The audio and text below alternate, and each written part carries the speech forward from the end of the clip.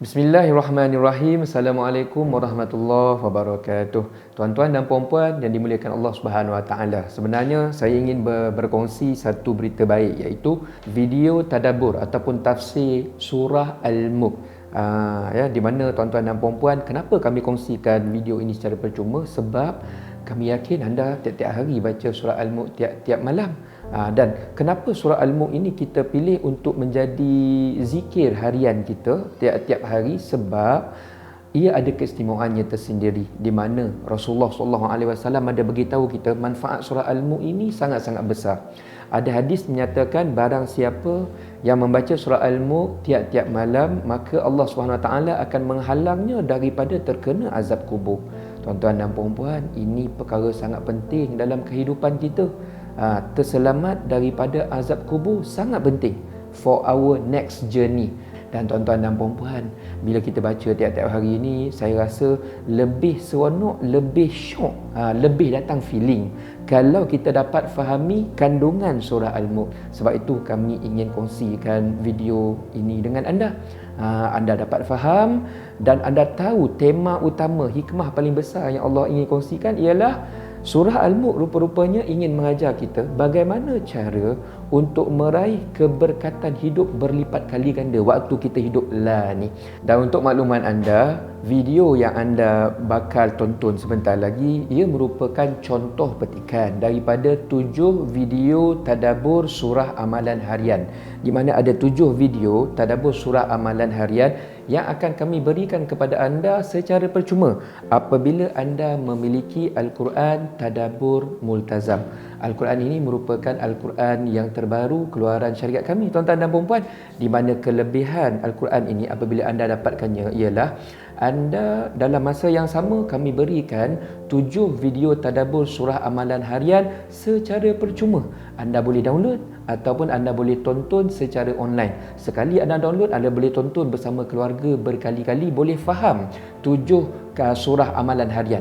7 surah itu apa, Ustaz? Ini surah penting, tuan-tuan dan puan-puan. Surah Al-Mulk, surah Yasin, surah As-Sajadah, surah Insan, surah Waqi'ah, surah Ar-Rahman dan juga surah Dukhan. Surah ni selalu kita baca, sudah tentu kita nak tahu apa kandungan hikmah yang Allah SWT nak share dengan kita.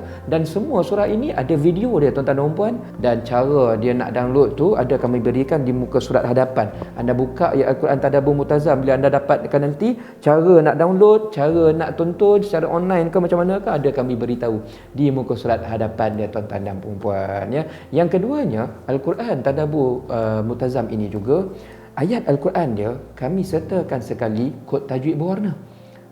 Kod tajwid berwarna penting, tuan-tuan dan puan-puan. Kadang-kadang kita ni tak tahu sangat ni kena panjang berapa harakat, yang ni dengung ke tidak. Dengan Al-Quran Tadabbur Multazam, dia ada dekat bawah dia, kita pun dah letak dekat sini kod tajwid berwarna. Kalau biru kita tahu yang ni mad arid li sukun kena baca 246. Kalau warna merah, tuan-tuan dan puan-puan, yang ni kena baca 6 harakat, contohnya mad lazim dan sebagainya. Adalah dia punya kod-kod dia, memudah membantukan kita baca Al-Quran ikut tajwid yang lebih tepat. Kemudian tuan-tuan dan puan, ini kelebihan paling besar Al-Quran Tadabbur Multazam.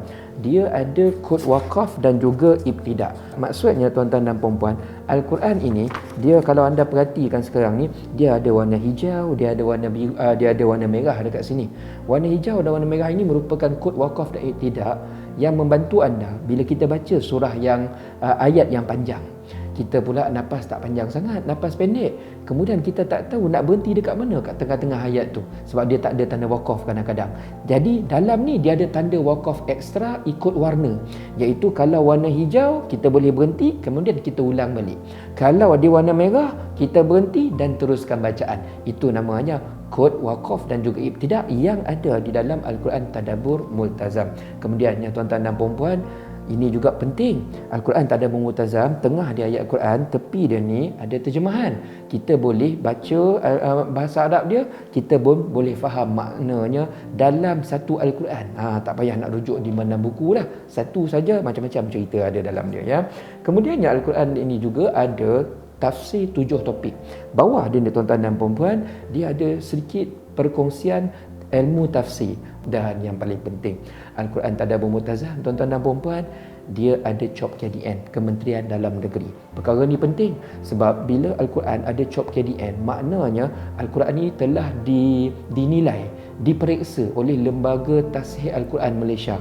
Jadi kita tak adalah risau Al-Quran ni nanti ada ke tidak salah baris ke, kalimah ada tertinggal ke, ayat dia mungkin tertukar ke dan sebagainya. Kita bila dah ada COP, maknanya Al-Quran ini telah melepasi segala piawaian tersebut. Baca dalam keadaan hati kita pun sangat-sangat senang, insya-Allah. Ya. Dan tuan-tuan dan puan-puan, saya nak ajak anda untuk dapatkan Al-Quran Tadabbur Multazam. Harga dia RM95 saja, saiz A5. Tak besar sangat, tak kecil sangat, kulit keras, kertas berkualiti, senang nak bawa ke mana-mana. Dan kalau anda nak dapatkan Al-Quran ini, cara ni sangat mudah. Anda tulis, anda WhatsApp selepas ini kod, tulis Quran 95, tulis dekat WhatsApp. Kemudian anda hantar ke nombor telefon yang kami berikan di hadapan. Sekali lagi, caranya ialah anda tulis WhatsApp selepas ini Quran 95, dan kemudiannya anda hantar ke nombor telefon yang ada tertera di hadapan. Nanti urusia kami akan membantu anda cara untuk mendapatkan Al-Quran Tadabbur Multazam. Jom tuan-tuan dan puan-puan, kita tonton dulu contoh video tadabbur surah Al-Mulk.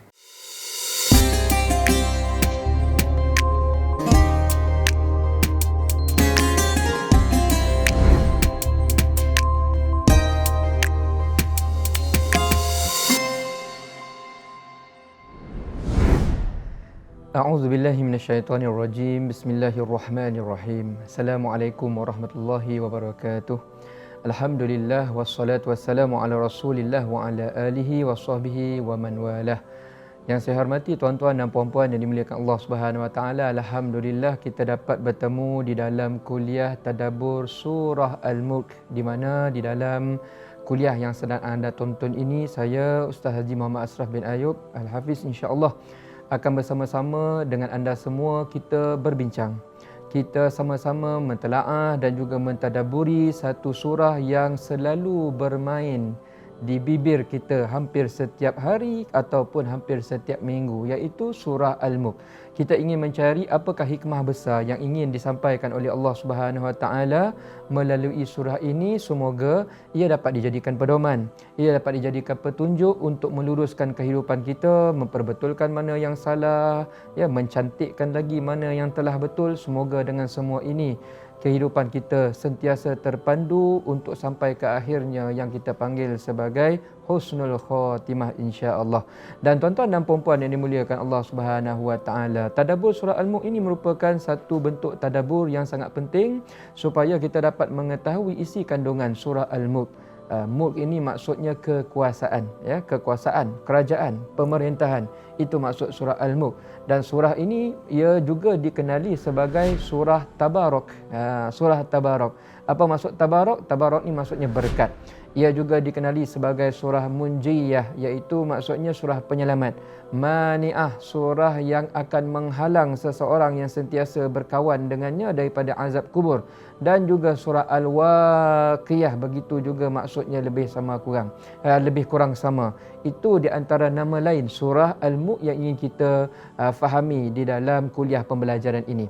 Baik, saya akan ceritakan dahulu asas bercerita tentang asas surah Al-Mulk. Selain daripada itu, tuan-tuan dan puan-puan, kalau kita nak cari surah Al-Mulk ini dalam Al-Quran, dia berada dekat mana?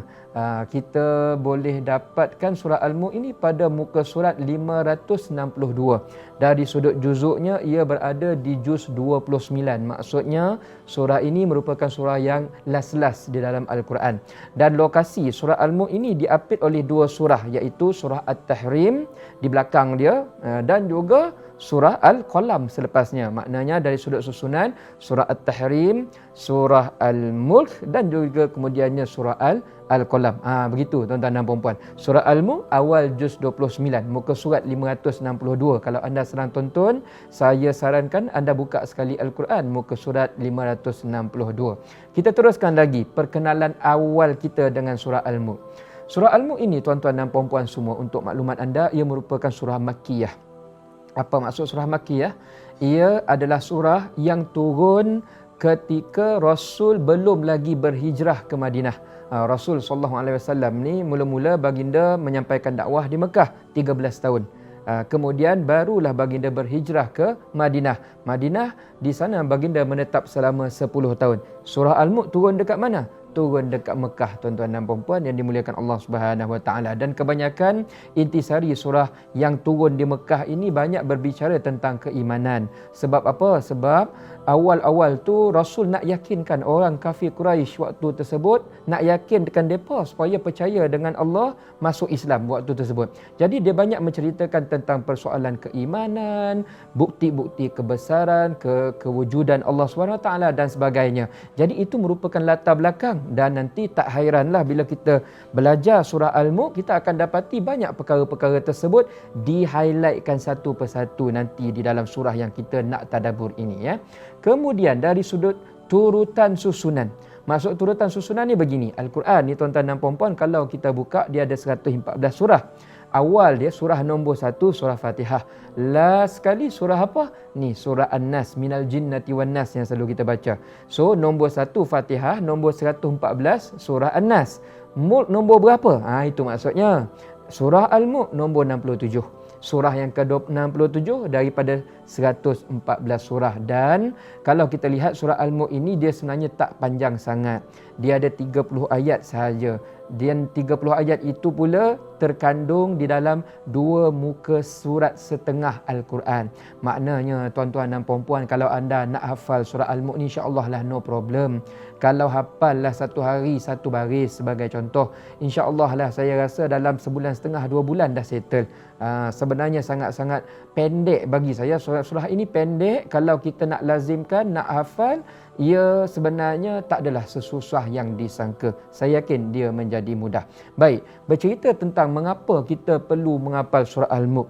Kenapa surah Al-Mulk ini ramai masyarakat Melayu baca surah Al-Mulk? Kalau tak sekali seminggu, mungkin ada yang lebih rajin, mereka baca tiap-tiap hari. Tuan-tuan dan puan-puan, sebenarnya surah Al-Mulk ini memang dari sudut manfaat dan fadilat, surah ini memiliki fadilat khusus yang sangat istimewa yang dinyatakan sendiri oleh Rasulullah sallallahu alaihi wasallam. Dan perkara ini yang perlu kita ambil berat, tuan-tuan dan puan-puan. The big why. Kenapa saya nak baca surah Al-Mulk? Apa manfaat surah Al-Mulk ini kepada kehidupan saya kalau sentiasa saya bersahabat dengan surah Al-Mulk? Perkara ni tuan-tuan dan puan-puan sangat penting. Sebab kita ni bila nak melakukan amal soleh, kalau kita clear dia punya manfaat, dia punya fadilat, selalunya kita akan mudah nak lazimkan. Kalau tak clear tu yang kadang-kadang kejap on kejap off, betul tak tuan-tuan dan puan-puan? So jom kita tengok apa yang dijanjikan oleh Rasulullah SAW kepada anda, kepada saya, kalau kita selalu membaca surah Al-Mulk dalam kehidupan kita. Jom kita tengok, ya. Ada beberapa hadis sebenarnya. Hadis yang pertama sangat menarik, tuan-tuan dan puan-puan, dan bagi saya ini merupakan perkara paling mahal yang memang semua orang mahukan. Semua orang mahukan, yang percaya adanya alam kubur, yang percayanya ada alam akhirat, mereka akan kejar benda ni. Kenapa? Sebab hadis yang pertama menyatakan surah Al-Mulk ini memiliki kelebihan khas di mana dia ada efek. Kalau ikut bahasa mudah kita, dia ada efek. Dia ada efek, dia boleh melindungi pembaca dan juga orang yang bersahabat dengannya dari azab kubur. Kalau kita tengok dekat sini hadisnya, tuan-tuan dan puan-puan, kata Rasulullah sallallahu alaihi wasallam, man qara'a tabarakallazi biyadihil mulk, maknanya surah Al-Mulk. Barang siapa yang membaca surah ini, ya, kullailailah, tiap-tiap malam, sebelum tidur dia akan baca dahulu. Apa manfaat yang dia dapat? Mana'ahullahu biha min azabil qabri. Allah Subhanahu wa taala akan menghalang dia daripada azab kubur. Wa kunna fi ahdi Rasulillah sallallahu alaihi wasallam nusammiha al-mani'ah. Sebab tu kami pada zaman Rasul, kami gelar surah Al-Mulk ini surah al-mani'ah. Kami kenal dia sebagai surah mani'. Mani' ni maksud apa? Dia ini menghalang. Dia boleh menghalang pembacanya daripada azab kubur. Tuan-tuan dan puan-puan, cuba tanya, kita ni sebenarnya kadang-kadang ada dalam hati kita terlintas takut nak meninggal dunia. Takut mati, orang cakap. Benda ni normal tuan-tuan dan puan. Kenapa? Antara sebab kita takut mati, sebab kita tahu kita bawa berapa banyak amal soleh, berapa banyak amal salah, betul tak? So kita risau nanti kalau masuk dalam kubur, waktu tu kita seorang-seorang, tak ada orang boleh bantu, kita risau. Malaikat tanya soalan yang kita dah tahu, dah jawapan dia. Dah tahu soalan, dah tahu jawapan. Soalan dah bocor.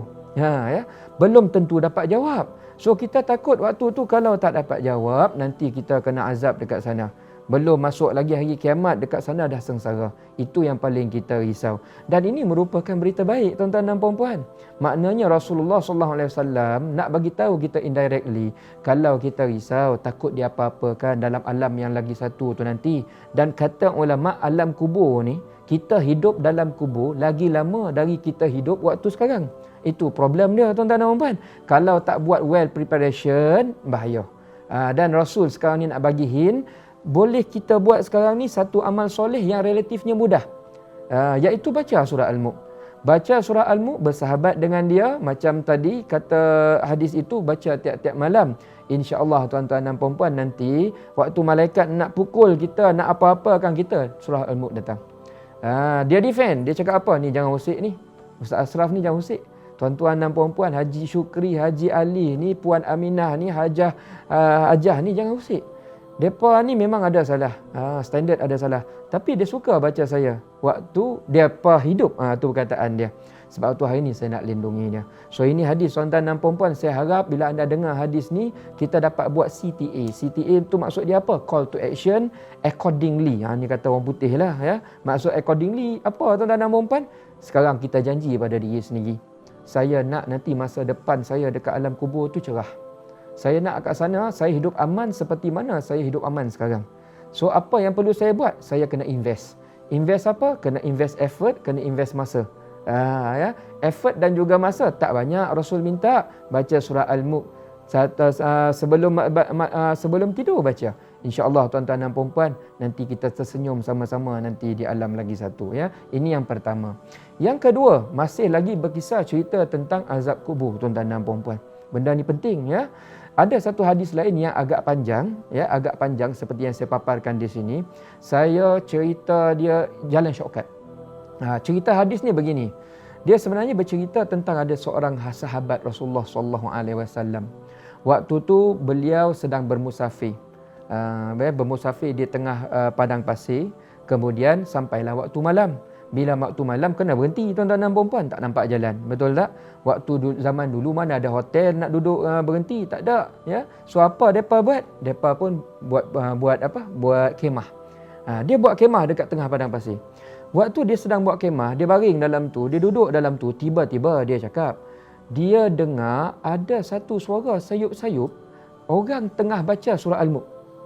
Bayangkan tuan-tuan dan puan, keadaan dia punyalah kita kata takut. Sebab apa? Dia seorang-seorang tengah padang pasir. Tak ada orang lain. Dia tengah nak lelap dalam kemah tu, dia dengar orang baca surah Al-Mulk. Mana datang? Kalau kita mulalah orang Melayu kita ni macam-macam jenis hantu, betul tak? Tapi tak mungkin hantu ni baca Quran kan? So orang tu dah panik. Dia dah risau tuan-tuan dan puan-puan. Akhirnya dia pun cakap apa? Dia pun meneruskan perjalanannya selepas itu, dan bila sampai di bandar, beliau pun bertemu dengan Rasulullah dan bercerita tentang keadaan tersebut. Dan kemudiannya Rasulullah SAW mengatakan, ya, sebenarnya waktu tersebut hampa ni tengah tidur dekat mana? Tidur buat kemah dekat kubur. Dia tak perasan, tuan-tuan dan puan-puan ya. Mula-mula dia tak perasan. Tapi sebenarnya tu kawasan tu kawasan perkuburan. Maknanya apa? Dulu mungkin ada sahabat ke orang Islam kita yang baik dikuburkan di situ. Tapi zaman dulu kan depa ni kalau tanam orang dia letak batu sikit-sikit je. Dan kemudiannya mungkin angin dan sebagainya. So batu tu dah tak perasan. Jadi depa buat dekat kawasan kubur. Kubur waktu tersebut kemahnya dipasak di situ. Dan kata Rasulullah SAW ya, ia merupakan mani'ah. Surah Al-Mulk ini merupakan penghalang. Hiyal munjiyah, dia penyelamat. Tunjihi min azabil qabri, menyelamatkan orang tersebut daripada azab kubur. Tuan-tuan dan puan-puan yang dimuliakan, kata ulama ini merupakan nikmat paling besar. Nikmat dalam erti kata yang kat sini Allah SWT nak tunjukkan live kepada kita dulu ada somebody masa waktu hidup mungkin dia suka baca surah Al-Mulk, Allah Subhanahu Wa Taala bagi kemuliaan dalam kubur pun bukan sekadar dia ni selamat daripada azab kubur, ya. Dia boleh baca surah Al-Mulk dalam azab kubur, ya, dan ini merupakan satu berita gembira, ya, nak menunjukkan bahawa betapa hebatnya surah Al-Mulk ini dalam mempertahankan orang yang bersahabat dengannya daripada azab kubur. Kita harap begitu tuan-tuan dan puan-puan. Saya share hadis-hadis ni supaya dia menjadi tasjid. Tasjid tu maksudnya apa? Pemberi semangat. Pemberi semangat kepada kita. Kita akan cakap kepada diri kita. Ni dulu Tok Guru saya cakap. Dia kata apa? Bila dah tahu semua hadis-hadis ni, kita kena buat action yang betul-betul. Action dalam erti kata apa? Kita janji pada diri kita sendiri, jangan berani meninggal sebelum nak hafal surah Al-Mulk. Jangan berani nak meninggal sebelum kita dah install surah Al-Mulk dalam diri kita. Jangan berani kita nak fikir meninggal sebelum kita ini dah melazimkan baca surah Al-Mulk tiap-tiap hari. Ini kata Tok Guru kami, tuan-tuan dan puan. Saya tak kata dia wajib, tapi bagi mereka yang faham tentang hadis-hadis seperti ini, mereka ini akan ambil peluang ni. Ambil peluang ni tuan-tuan dan puan. Kalau tak hafal pun anda baca surah ni tiap-tiap malam sebelum tidur, bermanfaat kepada anda, ya. Itu yang pertama. Manfaat surah Al-Mulk dari sudut efek dia boleh melindungi pembacanya daripada azab kubur, ya. Nombor dua tuan-tuan dan puan-puan, ada satu lagi hadis. Bagi saya, ini pun kita nak. Ini kita nak tuan-tuan dan puan-puan. Hadisnya menyatakan surah Al-Mulk ini ada efek. Dia boleh mensyafaatkan pembacanya sampai orang itu diampunkan dosanya. Baik, hadis itu bunyinya begini. Qala Rasulullah sallallahu alaihi wasallam, inna suratan minal Quran, salasuna ayah syafa'at lirajulin hatta ghufira lahu wa hiya surah Tabarakalladzi biyadihil mulk atau kama qala Rasulullah sallallahu alaihi wasallam. Maksudnya apa tuan-tuan dan puan-puan semua?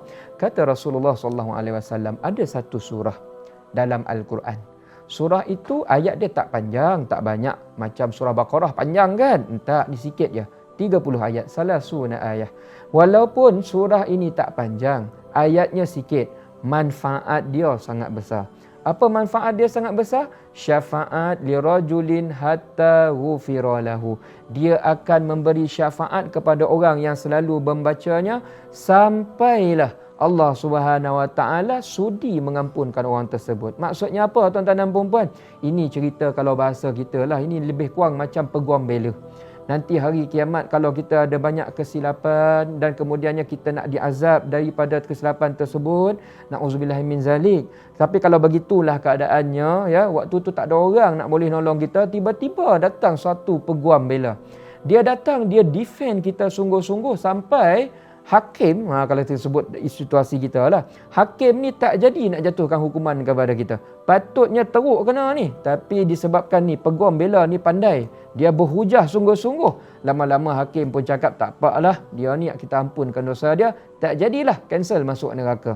Tuan-tuan dan puan-puan, nak ke tidak benda ni?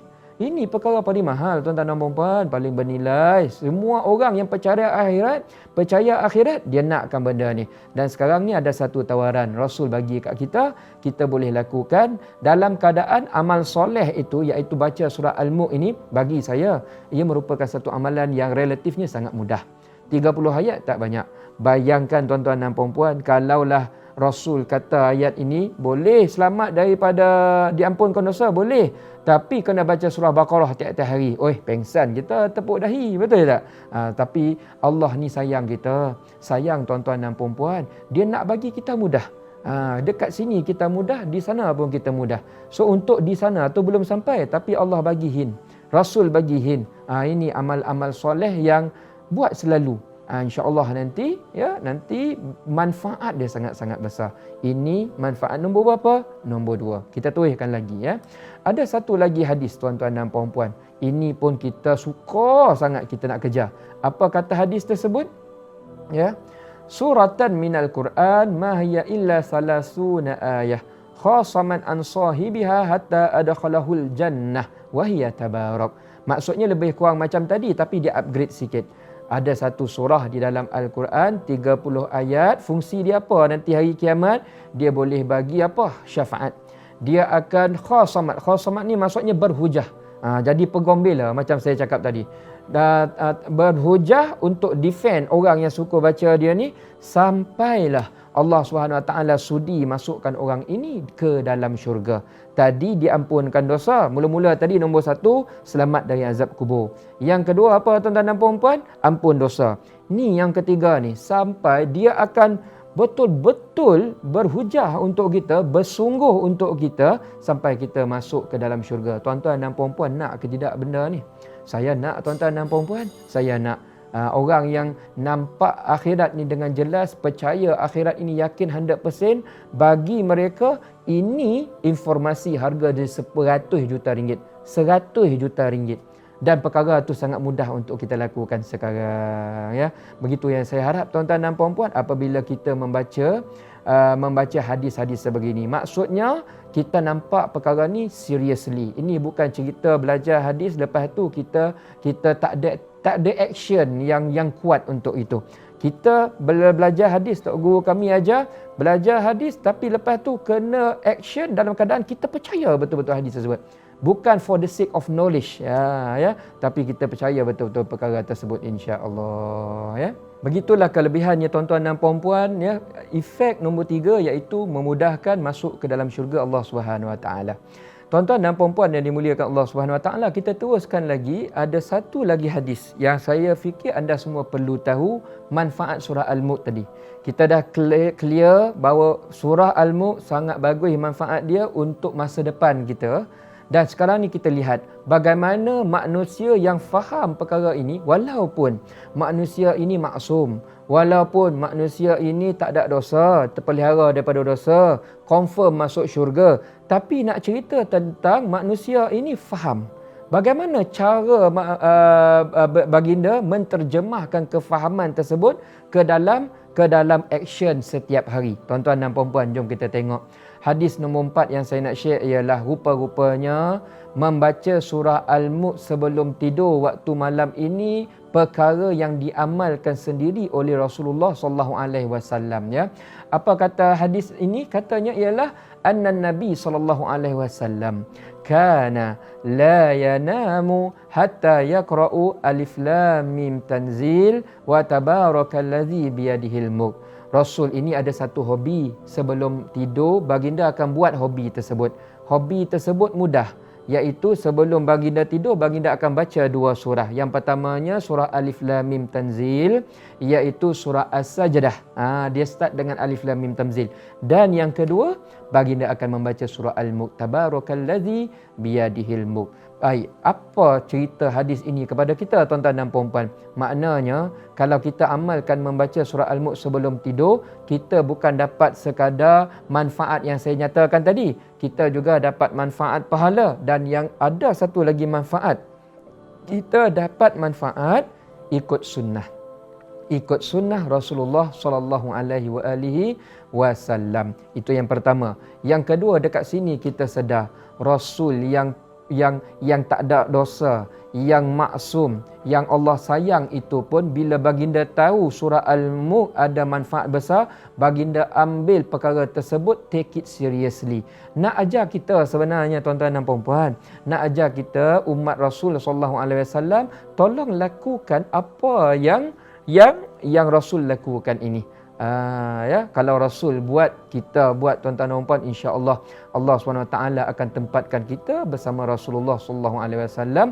Sudah pasti nanti hari kiamat tempat Rasul itu di syurganya yang tertinggi. Allahumma amin, sama-sama kita niatkan demikian, kita harapkan demikian. Tuan-tuan dan puan-puan yang dimuliakan Allah Subhanahu wa taala, itu merupakan latar belakang tentang hadis-hadis yang menceritakan akan kelebihan surah Al-Mulk, supaya selepas ini jika tuan-tuan dan puan-puan ada orang tanya, kenapa nak baca surah Al-Mulk tiap-tiap hari? At least kefahaman kita jelas. Ini ada dalil, ada dia punya bukti, ada dia punya manfaat, biar kita mengamalkannya dalam keadaan hati kita lapang. Kita yakin kita akan dapat manfaat tersebut. Sekarang tuan-tuan dan puan-puan, kita masuk di dalam segmen tafsir. Segmen nak membincangkan tentang apakah fokus surah Al-Mulk. Apabila Allah SWT kurniakan kepada kita surah yang ada 30 ayat ni, Allah nak sembang dengan kita. Quran ni sebenarnya firman ataupun kata-kata kalam Allah SWT. Bila kita tahu ia ni kata-kata, maknanya Tuhan nak bersembang. Bila Tuhan nak bersembang, mesti kita kena faham. Dan mesti ada sesuatu yang important, sebab Tuhan ni dia kalau bersembang, dia bukan bercakap, dia bukan share dengan kita percakapan yang larut ataupun tak ada fungsi, ya. Sudah tentu ada fungsi yang bagus, ada manfaat yang sebenarnya bernilai, ada hikmah yang Allah SWT nak share kepada kita, sebab Allah SWT tahu once kita pegang hikmah tersebut, kita amalkan ke dalam kehidupan, insya-Allah tuan-tuan dan puan-puan, kehidupan kita ini akan sentiasa berada di bawah siratal mustaqim. So, sekarang ni apa cerita surah Al-Mulk? Surah Al-Mulk ini tuan-tuan dan puan-puan, ada banyak pendekatan dan pembawaan yang ulama nyatakan. Tetapi dalam kuliah yang anda sedang tonton, saya nak bawa anda semua sama-sama kita cuba memahami surah Al-Mulk melalui pendekatan kita nak faham 5 kunci cara nak meraih keberkatan dalam hidup. Dan kesemua 5 kunci tadi, ia dikongsikan di dalam surah Al-Mulk. Maknanya apa? Kita nak belajar surah Al-Mulk, tapi kita cuba faham based on konsep bagaimana kita inginkan kehidupan yang penuh berkah. Dan surah Al-Mulk memberikan jawapan bukan satu, tapi surah Al-Mulk share 5 step ini, 5 tips ini, 5 formula ini. Kalau kita amal, pegang betul-betul semua formula ini, tuan-tuan dan puan-puan, insya-Allah hidup kita akan menjadi satu bentuk kehidupan yang berkah. Jom kita tengok apa 5 poin tersebut, tuan-tuan dan puan-puan. Pertama, ya, kita lihat di sini. Pertama, saya bahagikan surah Al-Mulk ini daripada 30 ayat kepada beberapa segmen. Segmen pertama, ayat 1 sampai 5, surah Al-Mulk nak berkongsi kepada kita kunci keberkatan hidup bergantung dengan 2 faktor. Maknanya kita buat 2 perkara ni, nanti hidup kita akan barakah. Yang ada kita tunjukkan kat depan, tuan-tuan dan puan-puan boleh baca. Nombor 2, kunci nombor 2, cerita dia daripada ayat 6 sampai ayat 11. Maknanya nanti senang, perbincangan kita ni terpandu. Kita tahu apa main topik dia, ya. Ayat 6 sampai ayat 11, Allah SWT kata apa? Hidup berkah akan kita perolehi bermula dengan mengelakkan 2 mentaliti negatif. Pun anda boleh baca dekat depan ni, ya. Nombor 3, tuan-tuan dan puan-puan, kunci nombor 3 ialah daripada ayat 12 sampai ayat 18. Allah SWT nyatakan hidup berkah dapat kita kecapi dengan apa? Meningkatkan Allah awareness. Yang kedua, menghargai nikmat kehidupan. Nanti saya akan share dia punya main point, saya akan share lepas ni. Kemudian kunci nombor 4 daripada ayat 19 sampai ayat 24. Allah SWT nak share kepada kita bahawa kalau kita nak kehidupan yang penuh berkah, dia bakal kita kecapi bergantung kepada 2 poin. Sekuat mana kita bertawakal, itu yang pertama. Dan yang kedua, sikap kita. Kita ni melawan ke ataupun menurut perintah Allah SWT. Dan yang terakhir, kunci nombor 5 yang terakhir.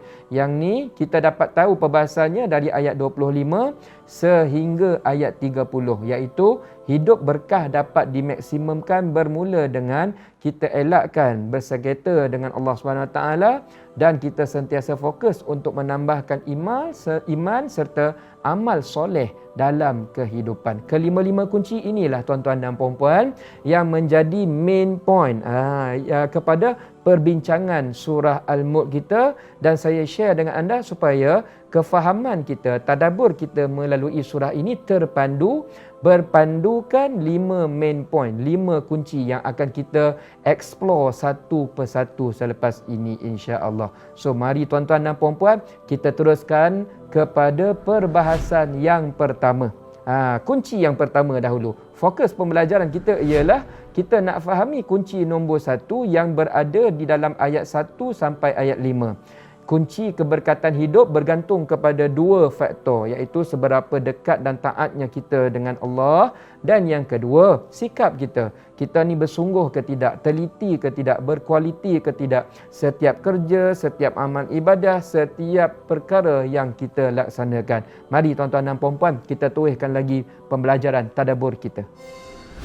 Tuan-tuan dan puan-puan yang dimuliakan Allah Subhanahu Wa Taala, mari kita start explore surah Al-Mulk bermula daripada ayat nombor 1. Ayat nombor 1 ni bunyinya begini. Tabarakalladzi biyadihil mulku wa huwa ala kulli syai'in qadir. Apa maksudnya tuan-tuan dan puan-puan? Maksudnya ialah maha berkatlah, maha bertambah berkatlah Allah Subhanahu Wa Taala yang menguasai pemerintahan. Biyadihil mulk. Ya, berkatlah Tuhan yang pada tangannya itu segala kuasa, segala pemerintahan, ya, di dunia dan juga di akhirat. Dan apa kuasa Tuhan itu? Wa huwa ala kulli syai'in qadir. Dia maha berkuasa terhadap setiap sesuatu. Surah ini tuan-tuan dan puan-puan, dia dimulakan dengan satu ayat di mana Allah Subhanahu Wa Taala nak puji diri dia. Allah Subhanahu Wa Taala sedang declare kekuasaannya. Allah Subhanahu Wa Taala nak bagi tahu kita the most powerful ialah dia, Allah Subhanahu Wa Taala. Dalam erti kata lain, sebenarnya Tuhan nak introduce kat kita. Kita selalu tanya kan, Tuhan ni siapa? Apa dia boleh buat? So Allah Subhanahu Wa Taala bagi jawapan dekat sini. Allah Subhanahu Wa Taala ni kalaulah tanya kuasa dia bagaimana, apa yang dia boleh buat, Allah Subhanahu Wa Taala pun bagi tahu kita dia maha berkuasa. Kuasa dia tu unlimited, tak ada expiry date, tak ada batasan, tak ada had, tak ada halangan. Dan kekuasaannya itu tuan-tuan dan puan-puan, semua kuasa yang kita nampak ada sekarang ni, Allah SWT dapat menguasai segala-galanya. Baik, kita cuba fokus apa cerita mulk ini. Mulk ini tuan-tuan dan puan-puan maksudnya kerajaan. Maksudnya pemerintahan. It's all about power tuan-tuan dan puan-puan, ya. Dia bercerita tentang kuasa. Dia cerita tentang kuasa. So tuan-tuan dan puan-puan semua, kenapa Allah SWT mulakan surah ini dengan cerita about kuasa? Kenapa cerita tentang kuasa? Apa hebatnya jadi kerajaan? Apa hebatnya kalau kita ini ada kuasa terhadap sesuatu? Baik tuan-tuan dan puan-puan, dia cerita hebatnya jadi kuasa ini sebenarnya cerita begini. Bila kita ada kuasa, kalau kita tengok keadaan kita manusia, kuasa ni bestnya, salah satunya ialah kita ada power untuk meluluskan ataupun tidak meluluskan. Betul tak tuan-tuan dan puan?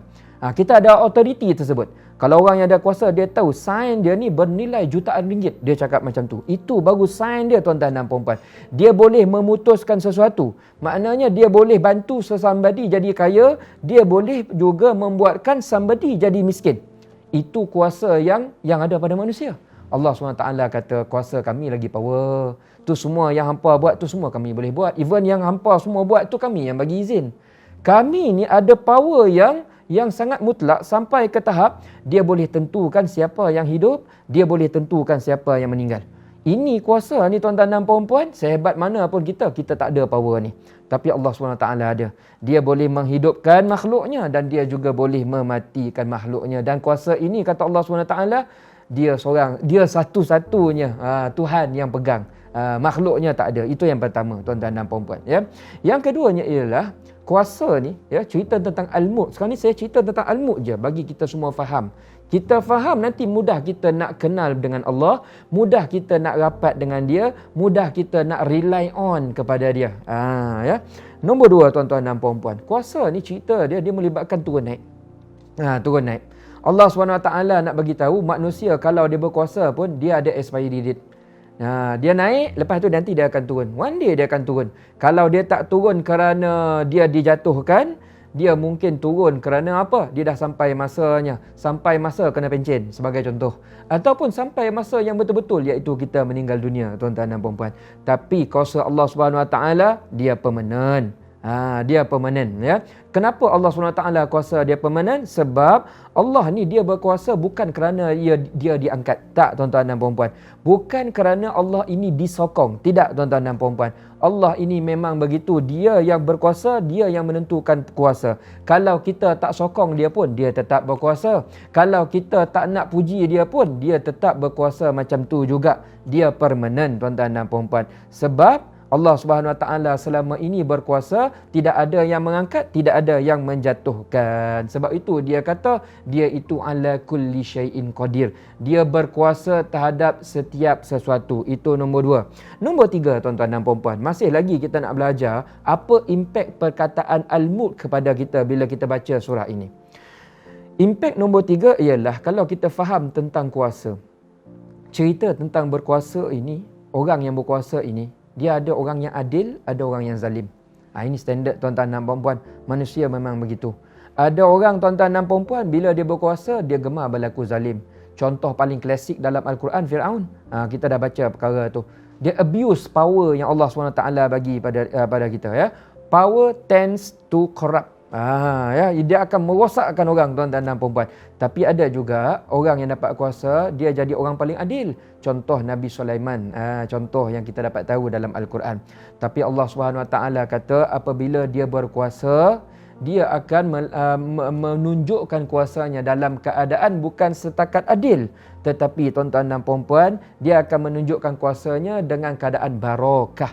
Barakah. Barakah ni apa, tuan-tuan dan puan-puan? Baik, kita kena faham ada satu lagi kefahaman kuasa. Kefahaman kuasa ni, tuan-tuan dan puan-puan, dia melibatkan manajemen. Bila orang yang berkuasa, dia perlu menguruskan sesuatu. Menguruskan jabatan, organisasi, kerajaan, kampung, masjid, macam-macam lah, tuan-tuan dan puan-puan. Dan Allah SWT pun sebenarnya dia berkuasa, dia cakap. Dan dalam masa yang sama, dia sedang manage semua makhluknya. Dia sedang manage. It's all about management, tuan-tuan dan puan-puan. Dan Allah SWT nak bagi tahu kepada kita, apabila dia manage kita, dia manage saya, dia manage tuan-tuan dan puan-puan, dia manage anak-anak kita, dia manage cucu-cucu kita.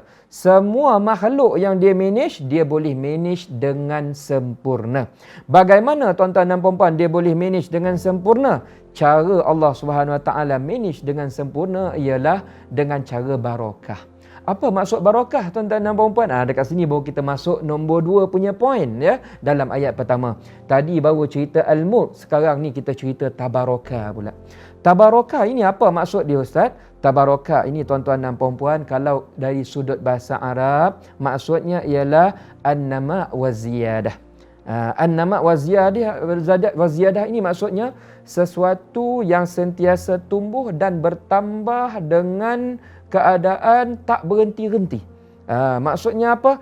Sesuatu perkara yang keep multiplying. Itu bahasa orang putih lah. Ya. Kalau gembira dia berpanjangan. Kalau rezeki dia bertambah dengan berpanjangan. Itu maksudnya barakah. Kebaikan yang keep multiplying. Tuan-tuan dan puan-puan boleh tulis lah. Boleh tulis. Even kami pun tunjukkan dekat sini. So Allah Subhanahu Wa Taala nak beritahu apa, tuan-tuan dan puan-puan? Barakah ataupun ziyadatu fil khair, iaitu perkara baik yang sentiasa datang ke dalam kehidupan kita ini. Begitulah cara Allah SWT layan kita selama ini. Semua makhluk Allah SWT layan dengan barakah. Maknanya Allah SWT nak bagi tahu apabila Allah SWT kontrol ke semua perkara, dia boleh datangkan barakah kepada perkara yang kita tidak jangka barakah boleh sampai. Dalam hidup kita ni kita rasa tak mungkin benda ni kita boleh dapat. Tak mungkin perkara baik ni boleh datang dalam hidup kita. Allah SWT nak bagi tahu benda tu kalau kami nak bagi, kami boleh bagi. Kami boleh bagi. Ini antara manfaat yang ingin dinyatakan di dalam surah Al-Mulk. So manfaat dia apa, tuan-tuan dan puan-puan? Awal ayat nombor 1 ni Allah SWT nak bagi tahu kita sebenarnya begini. First, Allah nak introduce dirinya kepada kita. Allah SWT nak bagi tahu kita, dia ini siapa, apa kemampuan dia, apa yang sedang dia lakukan terhadap kita ni, waktu ni, setiap saat, setiap waktu ini. Dan jawapannya baru kita dapat tahu. Allah SWT yang control everything. Allah SWT control kita, jaga kita dalam keadaan barakah, dalam keadaan sentiasa share perkara-perkara yang baik ke dalam kehidupan kita. So Allah SWT sedang melayani kita dalam keadaan yang sangat-sangat baik. So apa impak manfaat ni kepada kita, tuan-tuan dan puan-puan? Ini baru ayat nombor 1 ni. Kalau kita faham betul-betul, macam ni cara Allah SWT layan kita. Orang yang faham begini tuan-tuan dan puan-puan, ya, dia akan rasa selesa. Itu perkataan dia. Dia akan rasa selesa nak bermuamalah dengan Allah SWT. Apabila ulama menyarankan kita lakukan sesuatu supaya hidup kita lebih hampir kepada ilahi, dia akan mudah nak buat. Dalam erti kata lain, kalau kita faham ayat ni betul-betul, nanti kita nak semayang lebih banyak pun kita menjadi lebih mudah. Benda tu kita rasa ringan. Nak bersedekah pun kita sedekah dengan laju, tuan-tuan dan puan-puan. Nak melakukan amal soleh ni tak rasa berat lagi dah. Sebab kita tahu bila kita melakukan amal soleh, kebaikannya tu bukan untuk Allah Subhanahu Wa Taala. Kebaikannya tu sebenarnya untuk kita. Sebab Allah SWT bagi tahu banyak kali dalam Al-Quran, orang yang banyak melakukan amal soleh, kami akan layannya dalam keadaan kami tambahkan lagi kebaikan-kebaikan di dalam kehidupannya. Kebaikan yang bertambah dalam kehidupan inilah yang dipanggil sebagai barokah. Jadi tuan-tuan dan puan-puan, kalau nakkan hidup yang barokah, mudah saja. Kalau nak hidup kita ni berkat, mudah saja. Kita tengok diri kita ni dekat ke tidak dengan Allah SWT. Kalau kita patuh perintah dia, kita sayang dia betul-betul, kita yakin dengan dia, tawakal kepada dia, tawaduk kepada dia, tadarruk kepadanya, insya-Allah kehidupan kita akan menjadi satu bentuk kehidupan yang kita sendiri inginkan, kehidupan yang penuh berkah. Itu cerita tadabbur yang kita dapatkan daripada ayat yang pertama. Tuan-tuan dan puan-puan yang dimuliakan Allah Subhanahu Wa Taala, sekarang kita masuk di dalam ayat yang kedua, bunyinya begini.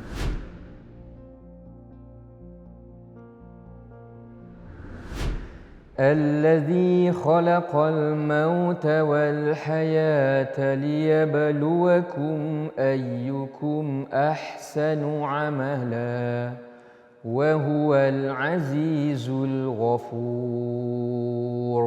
Apa maksud ayat ini? Allah SWT nak bagi tahu kita antara kuasanya yang lain ialah dia ini telah mentakdirkan adanya mati, ya, mauta wal hayah, dan juga hidup. Tujuannya apa? Untuk menguji kamu. Liyabluwakum ayyukum ahsanu amala. Siapa di antara orang yang dah diberi nikmat hidup ini, dia melakukan yang terbaik dalam hidupnya. Wa huwal azizul ghafur, dan dialah Allah yang maha perkasa lagi maha pemberi ampun. Tuan-tuan dan puan-puan yang dimuliakan, apakah tadabbur kita dalam ayat nombor 2 ini? Ayat nombor 2 ini bagi saya sangat-sangat fantastik, tuan-tuan dan puan-puan. Sangat-sangat valuable information dia, ya. Sangat-sangat best. Baik, mari kita lihat. Mula-mula Allah SWT nak bagi tahu kita bahawa dialah yang mencipta mati dan juga hidup. Kemampuan Allah SWT ini, dia boleh menghidupkan, dia boleh mematikan, dan perkara ini sangat powerful, tuan-tuan dan puan-puan, ya. Sebabnya seperti yang saya nyatakan tadi, kuasa yang sekadar sekarang ni kita tahu, ya, paling power pun depa takkan dapat buat benda ni. Takkan dapat buat sampai ke tahap benda yang dah mati tiba-tiba boleh hidup balik, tak dapat. Kuasa itu hanya ada pada Allah Subhanahu Wa Taala. Itu nombor 1, tuan-tuan dan puan-puan. Yang keduanya ialah Allah SWT nak bagi tahu kita ni awalnya mati dulu. Bukannya hidup dulu. Dia berbeza sikit dengan konsep yang kita faham selama ni. Betul tak? Kita faham selama ni kita ni hidup dulu baru mati. Sebenarnya tak. Mati ni sebenarnya maksudnya lain dia ialah tak ada. Kita ni start dengan tak ada dulu, tuan-tuan dan puan-puan. Itu asalnya. Lepas tu sekarang kita ada. Nanti kita mati, kita tak ada balik. Tak ada kat dunia ni. Tapi nanti waktu tu kita hidup dalam dunia yang berbeza, iaitu alam barzah dan juga alam kiamat. Dan bila kita dapat tahu bahawa kita ni sebenarnya tak ada dulu, kemudian baru ada, ya, seolah-olahnya Allah nak bagi kita additional gift. Allah sayang kita, dia bagi kita peluang daripada tak ada tiba-tiba ada. Perkara ini, tuan-tuan dan puan-puan, kalau dapat rasa, dia dapat melahirkan rasa syukur. Terima kasih Allah sebab engkau bagi saya peluang hidup sebagai manusia. Hidup sebagai manusia, ya. So itu yang pertama. Yang keduanya, ulama cuba nak memahami dalam ayat ini kenapa disebut dahulu perkataan mati kemudian perkataan hidup. Tadi saya ada bagi tahu beberapa poin dia. Ulama cuba tambah lagi supaya kita dapat memahaminya dengan kefahaman yang lebih jelas. Kata ulama, apabila dalam ayat ini Allah Subhanahu Wa Taala bagi tahu yang kita ni start mati dulu, lepas itu baru hidup, indirectly Allah Subhanahu Wa Taala nak bagi tahu kita hidup lepas mati lebih penting daripada kehidupan kita sekarang. Allah SWT nak tekankan kehidupan akhirat itu lebih penting untuk kita risaukan daripada kehidupan dunia sekarang. Allah SWT, tuan-tuan dan puan-puan, nak dorong mindset kita supaya kita ini lebih banyak mengejar perkara yang bernilai lepas kita meninggal, berbanding kita banyak mengejar perkara yang bernilai waktu kita hidup. Kenapa? Kita mesti tanya kenapa, ya. Bukan tak penting yang sekarang ni, penting. Tapi sebenarnya Allah SWT nak bagi tahu tentang hakikat kehidupan kita, tuan-tuan dan puan-puan. Saya ni, bila saya cakap saya ni hidup, Allah SWT kata, hampa ni bila sekali kami cipta, hampa ni sebenarnya akan hidup selama-lamanya. Dan nak berhenti kata apa yang hidup selama-lamanya? Ruh kita, tuan-tuan dan puan-puan. Ruh kita sebenarnya. Ruh kita ni bila ada, tuan-tuan dan puan-puan, lepas itu dia ada lagi sampai bila-bila. Yang berbeza hanyalah dia punya dunia saja berbeza. Alam sahaja berbeza. Sekarang kita berada di alam dunia. Sebelum ni kita berada di alam barzah. Alam barzah, minta maaf ya. Sebelum ni kita berada di alam rahim ibu. Kat situ tak lama, 9 bulan ya tuan-tuan dan puan-puan, 10 hari lebih kurang. Sekarang kita berada di alam dunia. Alam dunia ni jaga kesihatan paling lama pun kita boleh hidup paling lama tuan-tuan dan puan-puan. Maybe 90 tahun, 100 tahun. Lepas tu kita meninggal dah tuan-tuan dan puan-puan. Bila meninggal ya, kita masuk dalam satu alam baru, namanya alam barzah. Yang mati tu apa Ustaz? Yang mati tu badan kita. Roh kita hidup tapi dia masuk dalam alam lain. Alam barzah dia ada rules dia yang berbeza. Dan alam barzah ni tak tahu berapa ribu tahun tuan-tuan dan puan-puan. Selagi belum berlaku kiamat, selagi itulah kita duduk dekat situ. Dan cara nak selamat kat situ macam mana? Mesti kita risau kan. Oi, lama duduk dekat situ. Lagi lama daripada hidup dekat sekarang. Tu tadi surah Al-Mulk awal dah bagi tahu. Nak selamat daripada azab kubur, nak bagi sana sihat, banyak baca surah Al-Mulk. Dan kemudian ada satu lagi alam. Alam yang satu lagi inilah permanen tuan-tuan dan puan-puan, iaitu alam akhirat. Dekat sana tak ada expiry date. Di sini ada expiry date. Jadi Allah SWT nak bagi tahu lebih baik kita fokus kepada ni. Bagaimana nasib kita kepada alam yang lebih panjang, yang lebih permanen berbanding alam yang sekarang, kata Allah SWT ya. Nak ajar mindset kita supaya apa yang kita kejar sekarang biarlah ia worse untuk kehidupan yang dua lagi tu. Gitu maksudnya tuan-tuan dan puan-puan ya, yang kita boleh belajar. Itu cerita dia. Hidup di dunia ini temporary, hidup di sana nanti permanent ya. Maksudnya lebih mudah ialah siapa yang mati, dia mati tu tak sempat bertaubat, nanti hidup dia nanti di dalam alam permanent, diduduk di dalam neraka. Nauzubillahi min zalik. Dia jadi bahan bakar kepada api neraka ya. Itu yang kita tak mau, itu yang kita ingin elakkan. Kemudian kita lihat lagi kalimah liyabluwakum. Liyabluwakum ini maksudnya apa? Allah SWT nak uji kita. Sebenarnya ayat ni nak beritahu macam ni. Allah SWT bagi kita peluang untuk hidup, lepas tu meninggal, lepas tu hidup balik. Ya, ini peluang yang sangat-sangat mahal ni tuan-tuan dan puan. Kenapa? Kenapa Allah bagi kita hidup sekarang? Di sini jawapannya Allah SWT kongsi. Liyabluwakum. Cerita hidup lepas tu mati ni sebenarnya Allah SWT nak uji kita. Liyabluwakum tu maksudnya Allah nak uji. Itu maksud dia tuan-tuan dan puan. Hidup kita sekarang semua sebenarnya ujian. Dalam erti kata lain, exam. Kita tak faham kan ujian, kita sebut examination, kita faham. Semua hidup kita ni semua exam tuan-tuan dan puan. Kalau hidup kita sekarang ni Allah bagi sihat. Sihat tu nikmat ke? Belum tentu. Sihat tu sebenarnya exam. Kalau Allah bagi kita sakit, sakit tu sebenarnya Allah SWT nak bagi kita uji kita, marah kepada kita ke? Belum tentu. Sakit tu sebenarnya ujian. Ya. Jadi ustaz dah baik ke? Belum tentu tuan-tuan dan puan-puan. Jadi ustaz ni pun sebenarnya bahaya juga. Dia ujian. Kalau kita ni hidup kita tuan-tuan dan puan susah, adakah susah itu maksudnya Allah SWT tinggalkan kita? Tak. Itu sebenarnya ujian. Hidup kita senang tuan-tuan dan puan-puan. Everything look nice. Adakah itu nikmat? Belum tentu, kata Allah SWT. Itu pun ujian. Maknanya serba-serbi dalam kehidupan kita, sama ada hidup kita di atas ataupun di bawah, semua itu pada kacamata Allah SWT semuanya ujian. Allah nak tengok tuan-tuan dan puan-puan, ilmu banyak ujian, tak ada ilmu pun ujian. Pandai baca Quran pun ujian, tak pandai baca Quran memang lagi teruk ujian. Apa maksud ujian ni tuan-tuan dan puan-puan? Allah SWT nak test kita. Nak test bagaimana kita menyikapi kehidupan. Bagaimana perangai kita waktu kita senang, bagaimana perangai kita waktu kita susah. Cara kita ingat Allah SWT masa senang dengan masa susah sama ke tidak? Allah SWT nak tengok tuan-tuan dan puan-puan. Hidup kita ni kata ulama Allah bagi similar opportunity. Facilities dia tu pun sama. Dalam surah Asy-Syams pun ada menyatakan wa nafsi wa ma sawaha fa'alhamaha fujuraha wa taqwaha. Bila kami bagi manusia ni hidup, kami bagi dia dua jalan, ya. Fa'alhamaha fujuraha wa taqwaha. Dia nak buat baik pun boleh, dia nak buat tak baik pun boleh. Ada orang yang ambil full advantage nak buat baik betul-betul. Contoh zaman awal-awal Islam dulu, ada karakter yang betul-betul jahat, ada karakter yang alhamdulillah baik. Contohnya siapa? Umar dengan Abu Jahal. Yang Saidina Umar, tuan-tuan dan puan-puan, dia ambil opportunity nak jadi baik. Dia sendiri yang ambil decision, banyak nikmat dia dapat, dia nak bantu Islam. Ada seorang lagi nama dia Abu Jahal. Dia sendiri yang buat pilihan. Dia nak lawan Rasulullah SAW. Dua-dua ni ada potensi, tapi seorang ambil baik, seorang ambil tak berapa baik. Kita pun tahu kat mana perakhiran kedua-duanya, tuan-tuan dan puan-puan. Maknanya apa? Kita hidup ni setiap saat, tak kira siapa pun kita, ya, semuanya ujian. Semua ada exam. Dan exam waktu kita hidup ini, kata ulama, dia lebih susah daripada exam yang kita hadapi waktu kita sekolah. Sebab apa? Sekolah tu kadang-kadang exam SPM tu sekali ya, tuan-tuan dan puan-puan. Paling kuat pun cikgu bagi ujian bulanan. Betul tak? Tapi dalam hidup kita ni Allah uji kita, Allah bagi kita exam tiap-tiap saat. Tiap-tiap saat.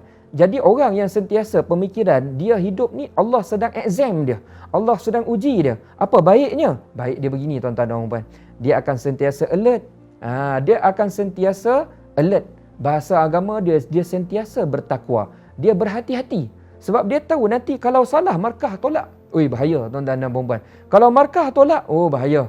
Nanti tak dapat masuk universiti. Itu dalam dimensi sekolah. Tapi dalam dimensi kehidupan kita ni, tak dapat nak masuk syurga. Benda ni lagi mahal, tuan-tuan dan puan-puan. Jadi dia akan hati-hati. Cakap dia akan hati-hati. Apa yang dia dengar, dia akan hati-hati. The way dia spend duit dia akan hati-hati. The way dia memilih rezeki, lagi dia hati-hati. The way kita membesarkan keluarga, membesarkan anak, semua kita akan hati-hati. Waktu kosong kita, apa yang kita spend, semua kita hati-hati. Kita tak nak apa yang kita spend nanti mengundang murka Allah Subhanahu Wa Taala. Kesedaran ini, tuan-tuan dan puan, maknanya apa? Kita sentiasa alert, berhati-hati, dan setiap kali kita buat sesuatu perkara, kita akan buat yang terbaik. Perkara inilah yang Allah SWT mahukan. Orang yang masuk exam, dia try nak skor markah 95 ke atas, markah 100. Dalam ayat ini dia panggil apa? Liyabluwakum ayyukum ahsanu amala. Kami test kamu, kami bagi kamu hidup, kami bagi nikmat, kami bagi ujian. Dua-dua tu kami bagi selang-seli. Macam kita buat exam kat sekolah, tuan-tuan dan puan. Soalan 50, ada mudah, ada susah. Betul tak, tuan-tuan dan puan? Mana mudah kita relax, mana susah berkerut kepala kita. Sebenarnya sama juga. Kenapa perkara ni ada? Dia nak bagi kita prepare supaya kita prepare yang terbaik. Ahsanu amala, ya. Apakah maksud ahsanu amala, tuan-tuan dan puan-puan? Ada saya tunjuk dekat depan ni, the best. Allah SWT nak bila setiap kali kita melakukan urusan kerja ataupun kita deal dengan sesuatu ataupun kita ini diberi tanggungjawab, bagaimana kita melaksanakan tanggungjawab tersebut? Allah SWT tidak suka kalau kita melakukannya dalam keadaan cincai-cincai. Tak suka, tuan-tuan dan puan. Allah SWT tak prefer kalau kita melakukan amal soleh, kita lakukan amal soleh dengan perkara yang kecil-kecil, buat ala kadar. Allah SWT tak suka. Benchmark yang Allah SWT nak letakkan, ya, ialah ahsanu amala, the best.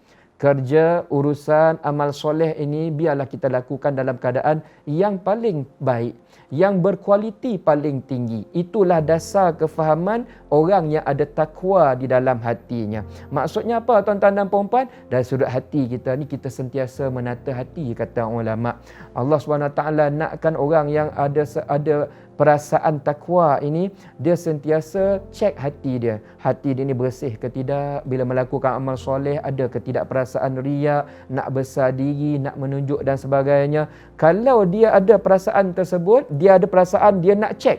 Dia nak avoid semua perangai-perangai besar diri, ya, ataupun riak, sum'ah dan sebagainya tu. Dia sentiasa jaga hati-hati hatinya daripada perasaan tersebut. Orang ini kata Allah SWT dia pass exam. Gitu. Yang keduanya ialah Allah SWT nak tengok sangkaan kita. Macam mana persepsi kita terhadap Allah SWT bila dia bagi nikmat. Itu yang pertama. Yang kedua, Allah SWT nak tengok bagaimana persepsi kita terhadap dia bila kita susah pula. Waktu kita senang, kita bersyukur ke tidak? Itu yang pertama. Yang kedua, bila kita susah, adakah kita ini bersabar, masih yakin, masih pandang positif kepada dia ataupun tidak? Semua ini tuan-tuan dan puan-puan, Allah SWT nak tengok satu-satu. Kalau kita dapat nikmat, ni contoh je, saya tak kata sesiapa. Ini contoh tuan-tuan dan puan-puan. Kalau kita dapat nikmat, kemudian kita rasa, saya dapat nikmat ni sebab I deserve it. Saya deserve dengan nikmat ni. Sebab apa? Tadi saya belajar betul-betul. Memanglah saya dapat 9A, 10A. Kalau ada pemikiran tersebut tuan-tuan dan puan-puan, kita walaupun nampak berjaya, tapi hakikatnya sebenarnya dalam exam besar Allah SWT kita dah gagal. Gagal sebab apa? Kita dah kurang bersyukur tuan-tuan dan puan-puan. Dan kebalikannya pula ialah kalau waktu kita susah. Waktu kita kena penyakit, bagaimana hati kita? Macam mana pandangan kita terhadap Allah SWT? Ya, dalam keadaan kita rugi dan sebagainya, adakah kita menanganinya dengan sabar? Dengan dalam keadaan kita masih berpositif kepada Allah SWT.